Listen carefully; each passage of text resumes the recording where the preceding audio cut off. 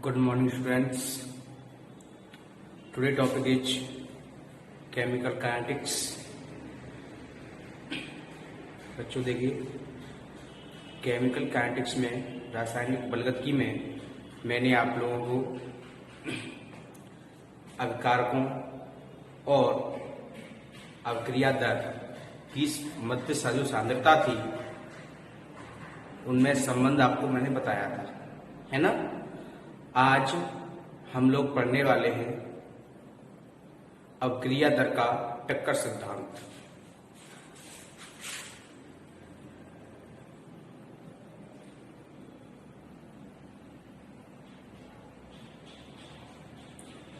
टक्कर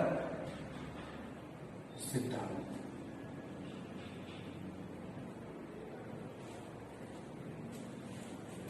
अभिक्रिया दर का टक्कर सिद्धांत क्या होता है? बेटा देखिए, जैसे मैं आपको बताऊं, हमें पता है हम लोगों को यहाँ पर केवल और केवल आणविक अभिक्रिया ही पढ़नी होती है। हम लोग आणविक अभिक्रिया ही पढ़ रहे हैं, आणविक अभिक्रिया है बेटा। अब ये आणविक अभिक्रिया जो होती है, इसका मतलब क्या, हमने ए और बी के साथ रिएक्शन की तो ए के अणु होंगे और बी के अणु होंगे, वही तो क्रिया करके उत्पाद बनाएंगे, ठीक है ना। तो इसके लिए ये अभिक्रिया कैसे करते हैं, उस अभिक्रिया को समझने के लिए एक सिद्धांत प्रस्तुत है जिसका नाम है अभिक्रिया दर का टक्कर सिद्धांत। तो देखिए टक्कर सिद्धांत में क्या होता है, देखिएगा, जैसे मान लो हमारे पास किसी एक पात्र में कुछ मॉलिक्यूल्स है ए के और कुछ मॉलिक्यूल्स है बी के, है बेटा। अब देखिए, जब ए और बी के मध्य अभिक्रिया होगी, जब ए और बी के मध्य कोई रिएक्शन होगी तो बेटा ये जो अणु होंगे ए के और बी के आपस में क्या करेंगे, एक दूसरे को टक्कर मारेंगे। क्या करेंगे, दूसरे को टक्कर मारेंगे। जब इनकी टक्कर होगी यानी तभी तो रिएक्शन होगी। जब आपस में एक दूसरे भिड़ेंगे उसी के बाद तो रिएक्शन होगी, ठीक है ना। अच्छा, तो इसको हम कहते हैं टक्कर सिद्धांत, है बेटा। अब बात आती है टक्कर सिद्धांत में कौन कौन से मुख्य बिंदु हैं, वो हम लोगों को पढ़ने हैं। तो पहला पॉइंट हम लोगों को पढ़ना है कि किसी भी रासायनिक अभिक्रिया को होने के लिए क्या होता है, उनमें टक्कर होना आवश्यक है। पहला पॉइंट है ना, कि अगर कोई अभिक्रिया होगी तो अणुओं के मध्य में टक्कर होना अति आवश्यक है। अच्छा, दूसरी बात, ये टक्कर जो होती है बेटा, वो टक्कर दो प्रकार की होती है। टक्कर के प्रकार की होती है, दो प्रकार की होती है, ठीक है बेटा। अच्छा, अब टक्कर दो प्रकार की होती है, उन दोनों टक्करों के नाम क्या है? एक नाम है प्रभावी टक्कर और दूसरा है अप्रभावी टक्कर।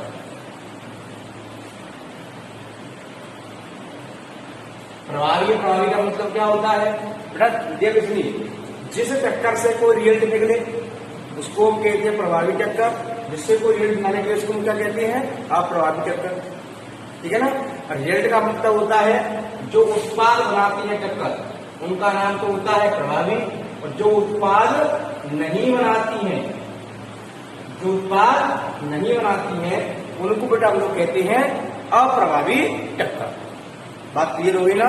प्रभावी और प्रभावी टक्कर क्या होती है, यानी कि अणुओं में कुछ टक्कर ऐसी होती है कि टक्कर होने के बाद भी उत्पाद नहीं बनते हैं, टक्कर होने के बाद भी उत्पाद नहीं बने, उनको तो हम लोग कहते हैं अप्रभावी टक्कर।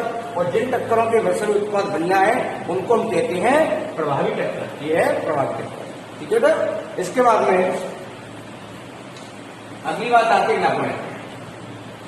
बेटा देखिए, अगला पॉइंट क्या है, देखिए कि जो अणु होते हैं, जो अणु होते हैं बेटा, अणुओं के मध्य प्रभावी टक्करें जो होती हैं, प्रभावी की हम लोग बात कर रहे हैं, अणुओं के मध्य में जो प्रभावी टक्कर होती हैं, उन प्रभावी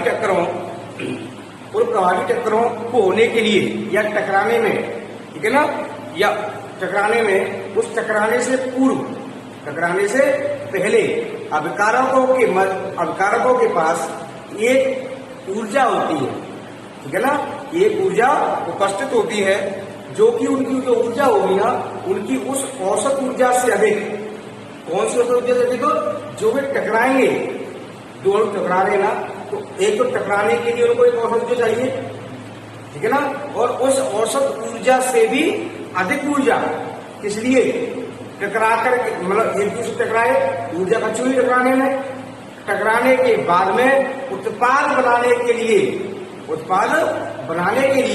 उनको जो एनर्जी चाहिए, ठीक है ना, उस एनर्जी को बेटा हम लोग कहते हैं उनकी सक्रियण ऊर्जा। क्या कहते हैं हम लोग उनको? सक्रियण ऊर्जा। इसको हम लोग बोलते हैं एक्टिवेशन एनर्जी। एक्टिवेशन एनर्जी, इसको हम लोग डोमिनेट करते हैं बेटा ईए से। इसको हम लोग क्या दर्शाते हैं? ईए से हम लोग दर्शाते हैं, ठीक है बेटा। इसका जो मात्रक होता है बेटा वो होता है कैलोरी प्रति मोल। क्या मात्रक होता है उसका? कैलोरी प्रति मोल या फिर जूल प्रति मोल। क्लियर हो गई? सक्रिय ऊर्जा क्या है ना? जो अवकारक होते हैं, अवकारक अणु जो होते हैं, अवकारक अणुओं की जो औसत ऊर्जा होती है, अवकारक अणुओं की औसत ऊर्जा से अधिक वह न्यूनतम ऊर्जा, औसत ऊर्जा से अधिक वह न्यूनतम ऊर्जा जो अणुओं को टकराने पर अभिक्रिया होने के लिए पर्याप्त होती है, उसे हम कहते हैं क्या? उसकी सक्रिय ऊर्जा। इसका मात्रक मैं बताया था आपको, कैलोरी प्रति मोल या जूल प्रति मोल होता है। इसको हम दर्शाते हैं ई से, ई कैपिटल ई सफिक्स में ए। इसको हम लोग हैं एक्टिवेशन एनर्जी। क्लियर होगी सब लोगों को बेटा? अच्छा, अब बात आती है अभिक्रिया दर का। हम लोग टक्कर सिद्धांत पढ़ा, तो टक्कर सिद्धांत के बाद अब बात निकल के आती है कि अभिक्रिया दर को प्रभावित करने वाले कारक। अभिक्रिया दर को प्रभावित करने वाले कारक।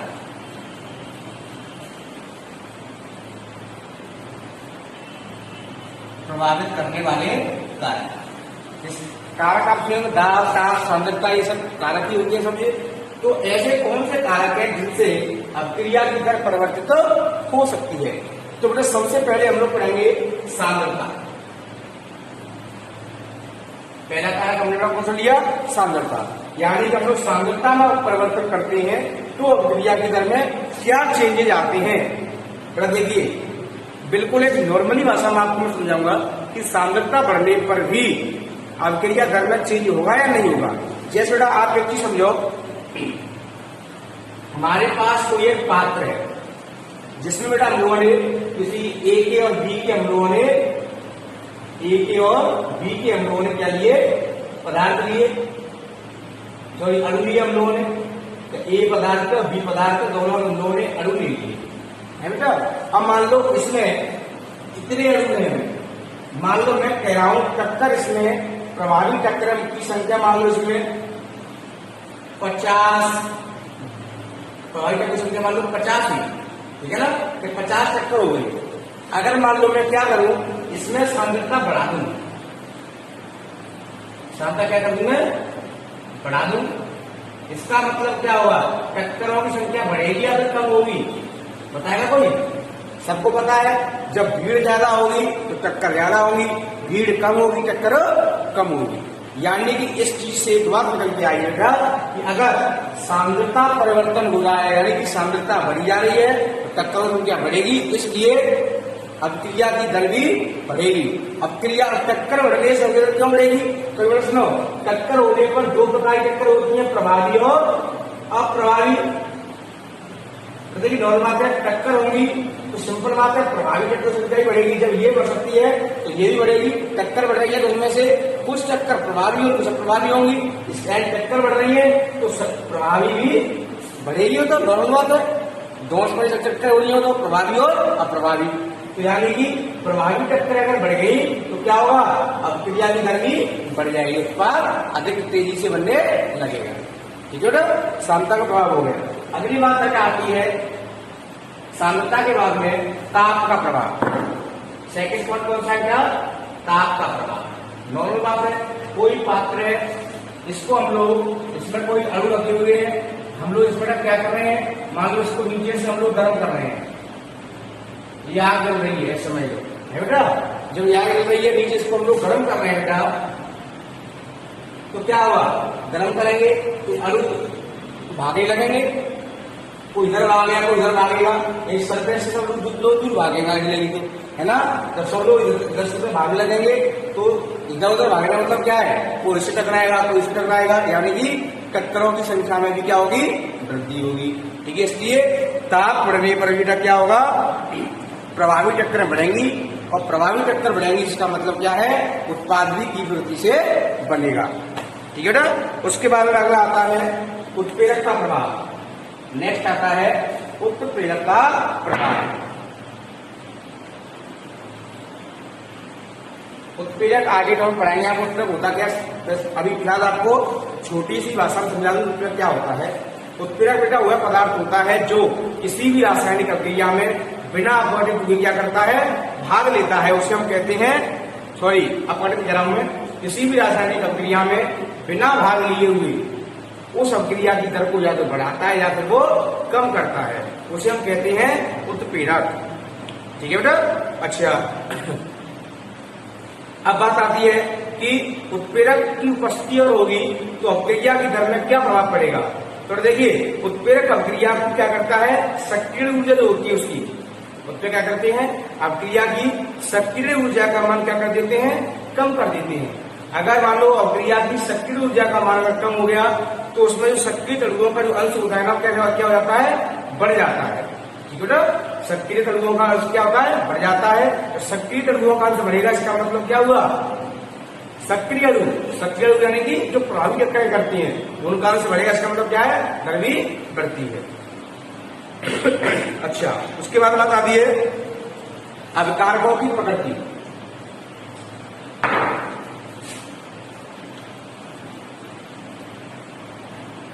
अभिकारकों की प्रकृति, देखिए अभिकारकों की प्रकृति की हम लोग बात कर रहे हैं। तो देखिए, रासायनिक अभिक्रिया दर है बेटा, वो वास्तव में सही बात है, सबसे पहली बात तो वो अभिकारकों की प्रकृति पर ही निर्भर करेगी, यानी अभिकारकों की प्रकृति किस प्रकार की है। ठीक है ना। जैसे कि मान लो मैं आपको एग्जांपल दूं कि यदि किसी अभिक्रिया में अभिकारकों की प्रकृति ध्रुवीय या आयनिक होगी, अभिकारक मान लो या तो ध्रुवीय है या फिर कैसे है, आयनिक, ध्रुवीय या आयनिक एक बार होती है, ध्रुवीय या कैसे है, आयनिक है, तो वह अभिक्रिया कैसी होती है, तीव्र गति से होती है। ठीक है ना। और जब सहसंयोजी पदार्थों की अभिक्रियाएं कैसी होती है, पीली की अपेक्षा कर कैसी होती है, मंद गति से होती है। आप लोग पढ़ाया गया था मैंने, यानी कि आपको बताया गया था तीव्र अभिक्रिया और मंद अभिक्रिया बताई थी मैंने आप लोगों को। उसमें क्या था, ध्रुवीय या फिर आयनिक। जैसे कि एग्जाम्पल लिखा था मैंने, HCl plus NaOH, NaCl plus H2O, ये कैसे थे, आयनिक अभिकारक थे, इनकी कैसी भी प्रक्रिया तीव्र गति से होती है। और मुझे मैं दिया था एग्जाम्पल 2H2O2 वाला, गिव्स 2H2O प्लस O2, यानी कि जो आणविक अभिक्रिया होती है वे आणविक अभिक्रियाओं की गति इनकी अपेक्षा, यानी आयनिक अभिक्रियाओं की, आयनिक जो अभिकारक होते हैं उनकी अपेक्षा कैसी होती है, थोड़ी धीमी गति से होती है। ठीक है ना। हम लोग यहाँ पर आणविक पढ़ रहे हैं हम लोग, तो उनकी अपेक्षा कैसी होती है, धीमी गति से होती है। अच्छा, इसके बाद में बेटा बात आती है आर्हेनियस समीकरण। आर्हेनियस समीकरण, एक आर्हेनियस नामक के वैज्ञानिक थे, उन्होंने एक समीकरण प्रस्तुत किया था। उन्होंने समीकरण प्रस्तुत क्यों किया बेटा, उन्होंने वेग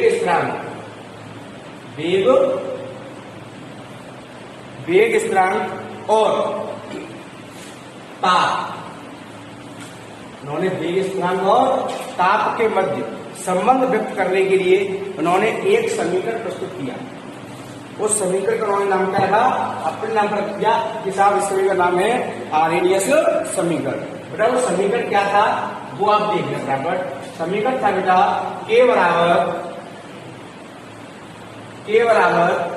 उसमें था, धातु में था, के बराबर A.E, यानी A इंटू ई की घात माइनस EA अपॉन आर। ये समीकरण उन्होंने दिया आर्हेनियस में। कि देखो इसका बेग स्थिरांक ये रहा और टेम्परेचर ताप ये रहा, ये समीकरण मैंने दिया।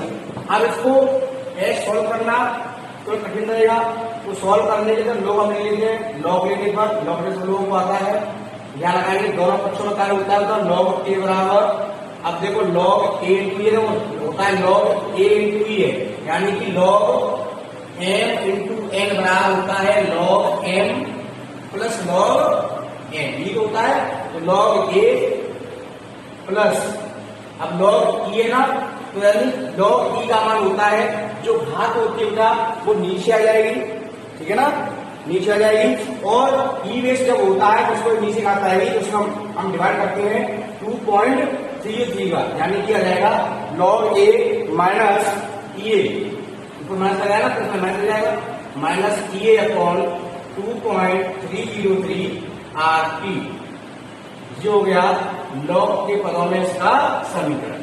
पर ये तब के लिए जब आपको एक वेग स्थिरांक दिया है और एक आपको टेम्परेचर दिया है, तब के लिए आपको कभी एक वेग स्थिरांक या एक वेग स्थिरांक दिया गया है और आपसे टेम्परेचर पूछा है, टेम्परेचर दिया गया आपसे वेग स्थिरांक पूछा है, तब के लिए तो ये फॉर्मूला है, ठीक है बेटा।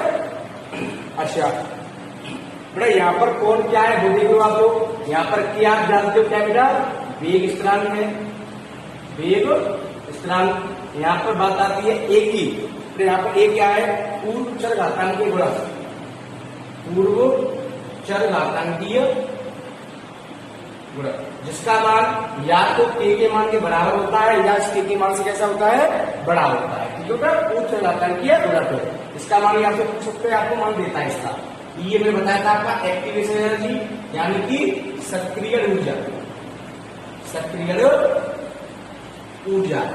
अच्छा यहाँ पर R क्या है, यह स्थिरांक, इसका नाम रिक्वर्ड कांस्टेंट है, इसका हम लोग बोलते हैं, यानी कि इसका मान कितना होता है 8.34, 8.34 जूल पर केल्विन पर मोल, जूल पर केल्विन पर मोल, ये मात्रक होता है।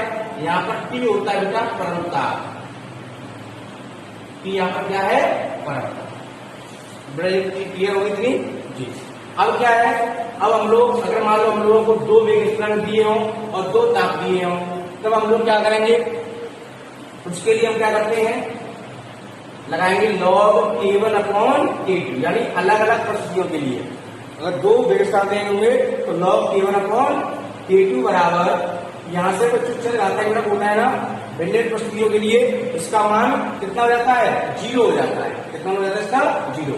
अच्छा तो यहाँ कितना हो जाएगा, फिर ये जो हो जाएगा ये अपॉन 2.303 R और कोष्टक में 1 upon T2 minus 1 upon T1, ठीक है बेटा। अगर यहाँ पर आप K1 अपॉन K2 करो, यहाँ पर upon T2 minus 1 upon T1 हो जाएगा। अगर यहाँ पर log K2 अपॉन K1 कर रहे हो तो यहाँ 1 upon T1 minus 1 upon T2 हो जाएगा। वो सब लोग जानते हैं कि कैसे ये चेंज होता है, ठीक है बेटा। अच्छा इस आरएनएस जो समीकरण है बेटा, ठीक है ना, उसके ऊपर क्वेश्चन भी आते हैं। क्वेश्चन क्या आते हैं, जैसे आपको मान लो K दिया गया है, K1 या K2 का मान दिया है, T2 का मान दिया है, आपसे T1 का मान पूछ लिया, T2 का मान पूछ लिया, XYZ, इन चारों वैल्यूओं में से आपसे किसी न किसी एक वैल्यू का मान पूछ जाता है। या मान लो दोनों का मान दे, चार का मान दे करके आपसे शक्ति ऊर्जा ये का मान भी पूछ लिया जाता है, ठीक है बेटा। अच्छा इसके बाद में अब हम लोग बात करते हैं आगे,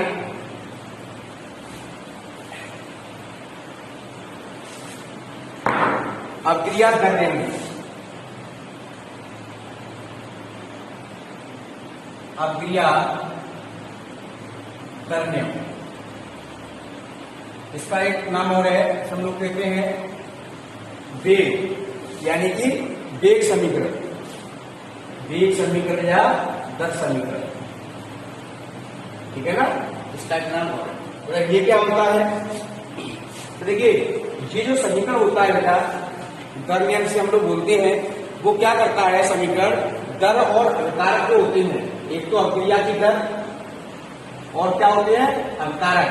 जैसे मान लो हमने भी एक कोई उत्पाद बन रहा है हमारे पास, तो क्या हो गया, ए हो गया, यानी दर और अवकारकों की जो सांद्रता होती है के मध्य एक संबंध व्यक्त करता है, कि मध्य क्या करता है, एक संबंध दर्शाता है, उसे हम लोग क्या कहते हैं, दर नियम कहते हैं, ठीक है बेटा। इसे हम लोग क्या कहते हैं, दरम्यम। और एक और बता दूंगा आप लोगों को, ये जो दरम्यम है इसको आप लोग किसी भी रिएक्शन को देख करके इसका दरम्यम नहीं बता सकते हो। दरम्यम केवल और केवल एक प्रायोगिक विधि है जो आप लोगों को केवल और केवल दिया जाता है। जैसे मान लो मैं अगर से कहूं हमारे पास अभिक्रिया कोई एक उत्पाद, तो आप बना दो उसका दर बराबर के ए की पावर, आप लिख दो एक आगे एक मोड़ नहीं लिख दो, ऐसा कुछ नहीं है। यानी कोई भी रिएक्शन होगी उसमें दर नियम, जो दर नियम में क्या होता है, सामता पदों की जो घात होती है, उस घात को बेटा हम लोग कैसे लिखें, ठीक है ना, ये हम लोग कैलकुलेट नहीं कर सकते हैं। दर नियम को लिखने के लिए बेटा हम लोग क्या करना पड़ता है कि ये एक प्रायोगिक विधि इसके प्रयोग करने पड़ते हैं हम लोगों को, ठीक है ना। ये जो सामता पद की घात होती है ना, ये कहलाती है अभिक्रिया की कोटि। क्या कहलाती है, अभिक्रिया की कोटि। और अभिक्रिया की कोटि निकलती है पहले केवल दर नियम से। अगर दर नियम पता होगा तो हम लोग अभिक्रिया कोटि निकाल सकते हैं, अगर दर नियम नहीं पता होगा तो कोटि हम लोग नहीं निकाल सकते हैं, ठीक है बेटा। बात समझ आ गई। दर नियम क्या है कि जो ऐसा नियम या ऐसा समीकरण जो दर, अभिक्रिया की दर होती है वो दर, और अभिकारकों की सांद्रता, ठीक है, कि मध्य में एक संबंध व्यक्त करता है, उसे हम कहते हैं दर समीकरण, ठीक है बेटा। अगले टॉपिक में आप लोगों को हम लोग बताएंगे वेग स्थिरांक और वेग स्थिरांक के मात्रक और अभिक्रिया की कोटि के बारे में हम लोग चर्चा करेंगे, ठीक है बेटा। जब तक के लिए टाटा बाय बाय, पढ़ते रहेंगे सब लोग।